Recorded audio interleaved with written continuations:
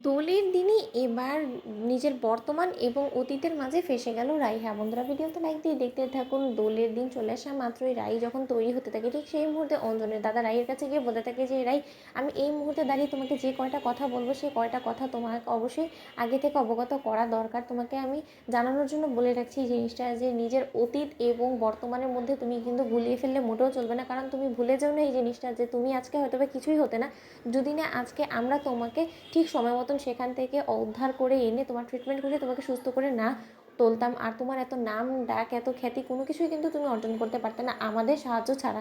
তাই আমাদের ঋণ কিন্তু তুমি কোনোদিনও শোধ করতে পারবে না। আর তাই আমি আশা করবো যে তুমি কোনো মতেই আমাদেরকে বিশ্বাসঘাতকতা করার চেষ্টা করবে না আমাদের সাথে। যদি সেরকম কোনো কিছু করার চেষ্টা করো তাহলে আমি বলবো যে তোমার মতো মানুষের উপরে বিশ্বাস করে আমরা ঠকে গিয়েছি, আর কোনোদিনও আমরা অন্য কোনো মানুষের কাছে সহযোগিতার হাত অবধি বাড়িয়ে দেবো না। এই জিনিসটা তোমাকে বলার ছিল। তখন রাই বলতে থাকে যে আচ্ছা, আপনি আমাকে একটা কথা বলুন তো, আপনি এই কথাগুলো আমাকে যা কিছু এতক্ষণ বলে গেলেন সেটা কেন বলুন তো?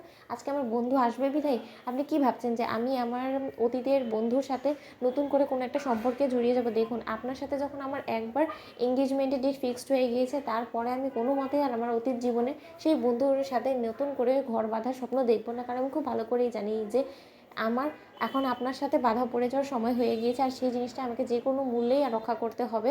তাই আমি দু নৌকায় পা দিয়ে চলার মানুষ না, আপনি একদম টেনশন করবেন না। অন্যদিকে সূর্য যখন চলে আসে ঠিক সেই মুহূর্তে অঞ্জনের দাদা রাইকে নিজের রঙে রাঙিয়ে দেওয়ার আগেই, যখন সূর্য রাইকে নিজের রঙে রাঙিয়ে দেয় ঠিক সেই মুহূর্তে অঞ্জনের দাদা চটে গিয়ে রাইকে বলতে থাকে যে দেখেছো, তোমাকে যে কথাগুলো বললাম সে কোনো কথারই তুমি মর্যাদা রাখতে পারলে না। তুমি খুব ভালো করে বুঝতে পেরেছিলে যে আমাদের একে অপরের সাথে খুব শীঘ্রই বিয়ে হতে চলেছে, তার আগে আমি তোমাকে কোথায় রং দিয়ে রাঙাবো তা নয়, তোমার অতীতের বন্ধু সূর্য এসে তোমাকে রং দিয়ে রাঙিয়ে দিল, আর সেটা তুমি হাসি মুখে মেনে নিলে কী করে রাই বলো তো? অন্যদিকে অঞ্জন মাঝখানে ঢুকে পড়ার বলতে থাকে যে দাদা ভাই, কী হয়েছে রে, তুই এরকম করে মাইন্ড করছিস কেন বলতো? একে তো তুই প্রথমে ওকে সহ্য করতে পারতিস না, তারপরে পরিবারের চাপে পড়ে এক পর্যায়ে তুই বাধ্য হয়েছিস ওকে বিয়ে করার জন্য। তাহলে এখন এর উপরে ওর অতীত জীবনের সেই বন্ধুর হাতে যদি একটু রং লাগিয়েও ফেলে তাতে কী বা হয়েছে, আমি তো কিছুই বুঝতে পারছি না। অন্যদিকে অঞ্জনের দাদা বলতে থাকে যে দেখ, তুই যে জিনিসটা বুঝিস না সেই জিনিসটা নিয়ে একদম তর্ক করার চেষ্টা করিস না অঞ্জন। কারণ তুই ভুলে যাস না যে ও এখন বর্তমানে আমার ফিয়ান্সে হতে চলেছে, আর আমার ফিয়ান্সের সাথে কেউ এরকম অসভ্যতাম করুক সেটা আমি মোটেও মেনে নেবো না। অন্যদিকে সূর্য বলতে থাকে যে তুমি যত বড় লোকে আর বড় ক্ষমতাশালী ব্যক্তি হয়ে থাকো না কেন, এই যাত্রায় আমি কোনো মতেই আমার রাইকে আমার কাছ থেকে হাত ছাড়া করবো না। কারণ যে কোনো মূল্যে আমি তোমাদের সকলকে চকমা দিয়ে হলেও রাইকে এখান থেকে তুলে নিয়ে যাব। কারণ আমি অনেক জীবনে সহ্য করেছি, অনেক স্যাক্রিফাইস করেছি, এবার আর কোনো মতে আমি স্যাক্রিফাইস করবো না।